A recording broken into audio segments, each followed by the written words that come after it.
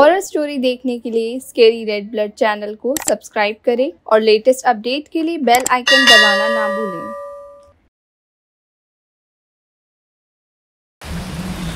उस दिन सुबह से लगातार बारिश हो रही थी। सब रास्तों में पानी भरा हुआ था और मैं छुट्टी लेकर ऑफिस से घर बैठा हुआ था। अचानक मेरे घर सत्यम आ गया। उसके बाल रूखे सूखे से, दोनों आंखें लाल और डरी भी हुई थी। उसे देखकर मैंने उससे पूछा, अरे क्या हुआ सत्यम?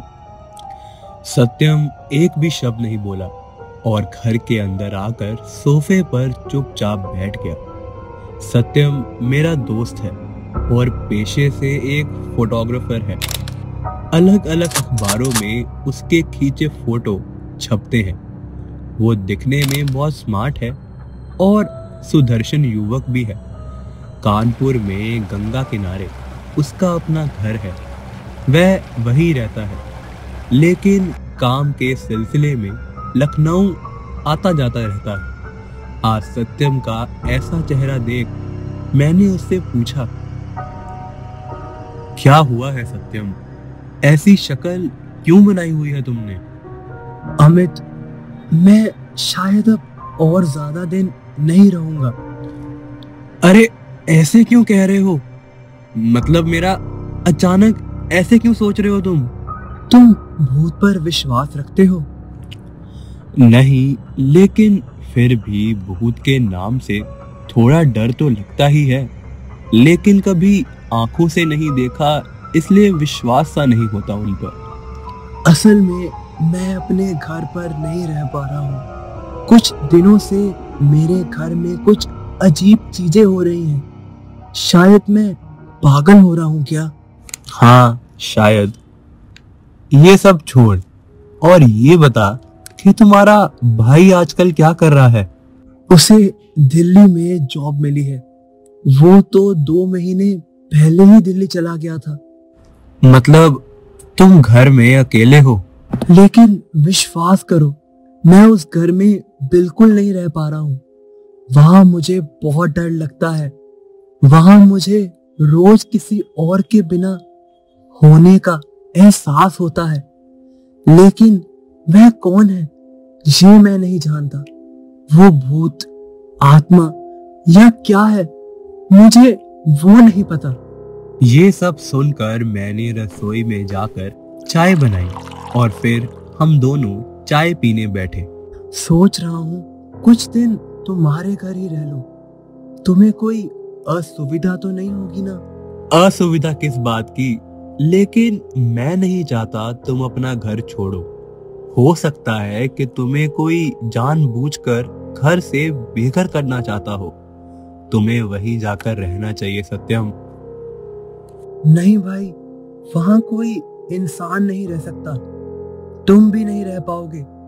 मेरी तरह तुम भी पागल हो जाओगे। अब तो मैं सोच रहा हूँ उस घर को बेचकर कहीं और चले जाऊं। ऐसे करने से तुम्हारे भाई को आपत्ति नहीं होगी क्या?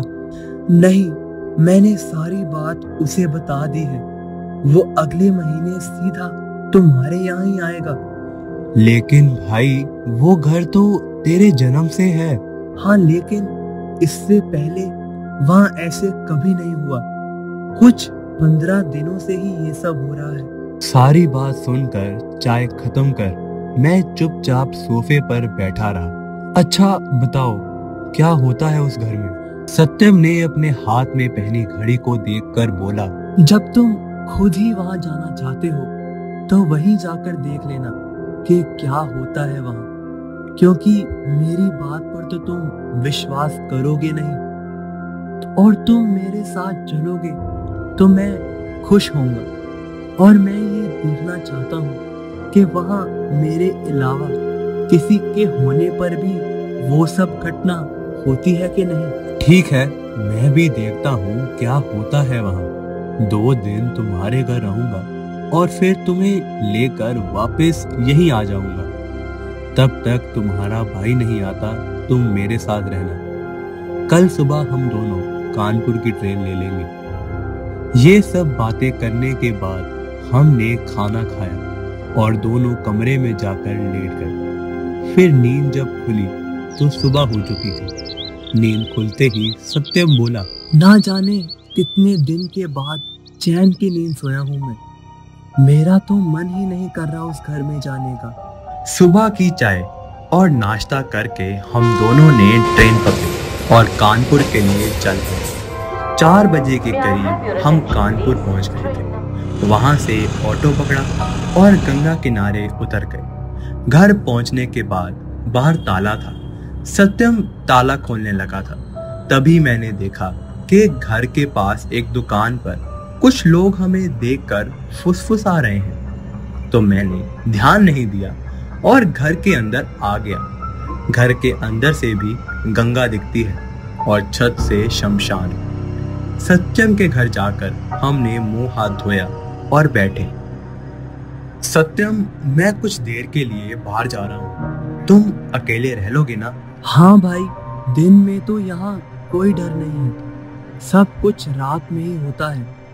पर तुम वापस आने में ज्यादा देर मत करना। अरे नहीं, मेरे घर से निकलते ही पास के घर की एक बूढ़ी औरत ने मुझे अपने पास बुलाया। बेटा सुनो, तुम सत्यम के क्या लगते हो? मैं उसका दोस्त हूँ। पर क्यों काकी? तुम यहाँ आए अच्छा किया बेटा। ना जाने अचानक इस लड़के को क्या हो गया है। रात या आधी रात होने पर चिल्लाता है और पूरे घर में दौड़ने की आवाजें आती हैं। मुझे तो लगता है किसी ने इसे कुछ खिलाकर इसका दिमाग खराब कर दिया है। इसे किसी डॉक्टर को दिखाओ बेटा। हाँ काकी, मैं यही करने आया हूँ यहाँ। उस महिला से बात करके मैं पास की दुकान पर गया जहाँ वो लोग फुसफुसा कर बातें कर रहे थे। वहां जाकर मैंने उनसे पूछा, क्या आप लोग सत्यम को जानते हो? मैं उसका दोस्त हूँ। कुछ देर पहले आप लोग यहाँ कुछ बोल रहे थे, बताइए कोई बात है क्या? हाँ, हम कुछ दिनों से देख रहे हैं, कुछ अलग बर्ताव देख रहे हैं उसका। और हैरानी की बात तो ये है कि रात में वो चिल्लाता है और बेहोश हो जाता है। तभी अंदर से एक लड़का बाहर आया और उसने मुझे वो घटना बताई, जिसे सुनकर मैं दंग रह गया। और उसने मुझे बताया कि जब एक दिन सत्यम के चिल्लाने की आवाज आई तो वह उसके घर गए और दरवाजा खटखटाने लगे, लेकिन अंदर से एक कुंडी लगी। 10 मिनट के बाद वो कुंडी अपने आप खुल गई, लेकिन सत्यम उन्हें कहीं नजर नहीं आया। वो ऊपर जाकर सत्यम को ढूंढने लगे तो अचानक एक कमरे का दरवाजा अपने आप खुल गया।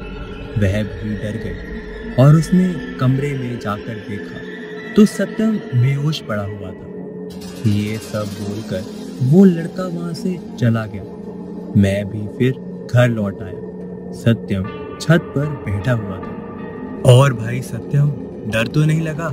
नहीं भाई, लेकिन अब दिल में साहस नहीं है, इसलिए छत पर आकर बैठ गया हूँ। चल आजा, गंगा किनारे घूम के आते हैं। नहीं भाई, कहीं जाने को दिल चाह नहीं रहा। चल फिर रात के खाने की तैयारी ही कर लेते हैं। हम दोनों ने मिलकर खाना बनाया, फिर खाने बैठ गए और बातें करते करते रात हो गई। बाहर तेज बारिश आ रही है। तभी मैंने कि जिस चीज से तुम डरते हो, क्या वो सब अभी शुरू होता है? रात होते ही कभी भी हो जाता है, कभी कभी तो आधी रात को होता है। हो सकता है तुम यहाँ हो तो कुछ हो ही ना हो। उसकी बातें सुन मैं मन में कई तरह की कल्पनाएं कर रहा था कि आखिर क्या घटता होगा यहाँ, ऐसा क्या होता होगा जिससे ये इतना डरता है। रात के 10 बज गए थे और अभी तक तो सब ठीक ही था। हम दोनों ने एक ही तख्त पर आराम फरमाया हुआ था और तभी अचानक से लोड शेडिंग हो गया। और सत्यम मेरी तरफ सटकाकर बोला, अब वो आएगा, जरूर आएगा। कौन आएगा? आएगा वो, देखो उधर देखो, वो खड़ी है, देखो अमित। सत्यम चिल्लाने लगा। मैंने तभी खिड़की की ओर देखा तो वहां पर्दे के पास एक 14-15 साल की बिखरे बालों के साथ एक लड़की खड़ी थी। उससे मैंने पूछा, कौन हो तुम?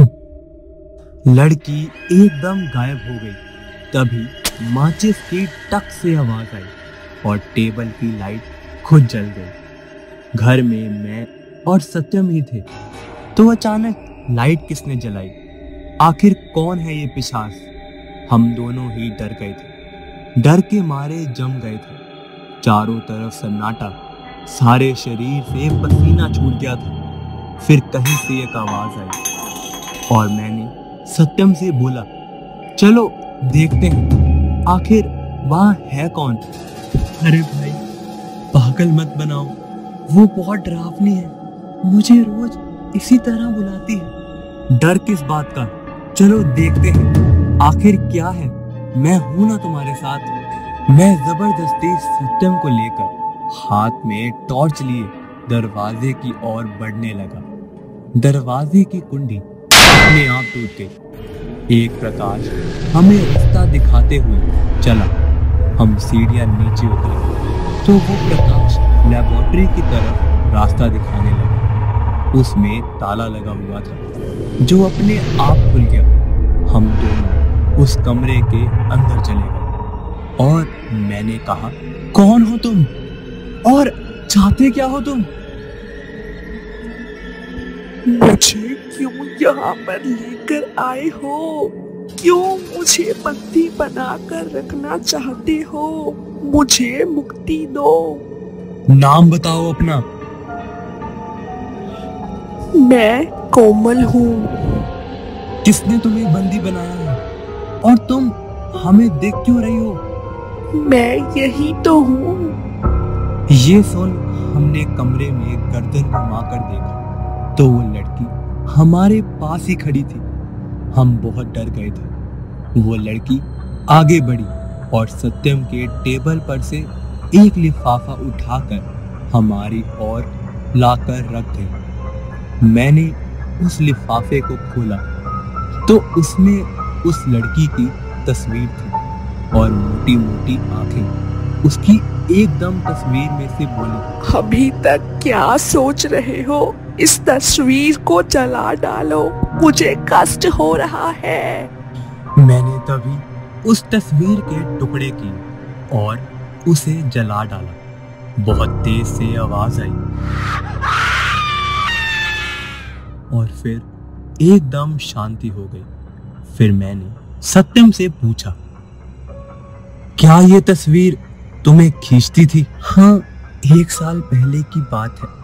कानपुर में रहने वाले हीरा लाल जी की बेटी के जन्मदिन पर मैंने ये फोटो खींची थी, लेकिन उनके पास पैसे नहीं थे, इसलिए मुझसे ये फोटो लेकर नहीं गए। लेकिन कुछ 15 दिन पहले वह आए थे और कह रहे थे कि एक गलती की वजह से उन्होंने अपनी लड़की खो दी और मार दिया उसे और उसे घर से निकाल दिया।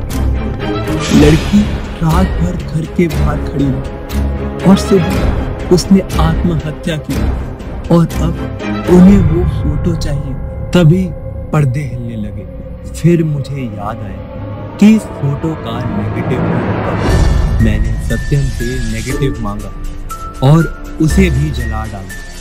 तभी एक अलग की शांति महसूस हुई। हम समझ गए कि वो लड़की अपना फोटो अपने पिता को नहीं देना चाहती थी, इसलिए वह यहाँ भटक रही थी। पूरी रात हम नहीं सोए, लेकिन फिर ऐसे कोई घटना नहीं घटी। उस लड़की को मोक्ष मिल गया और सत्यम को अपना घर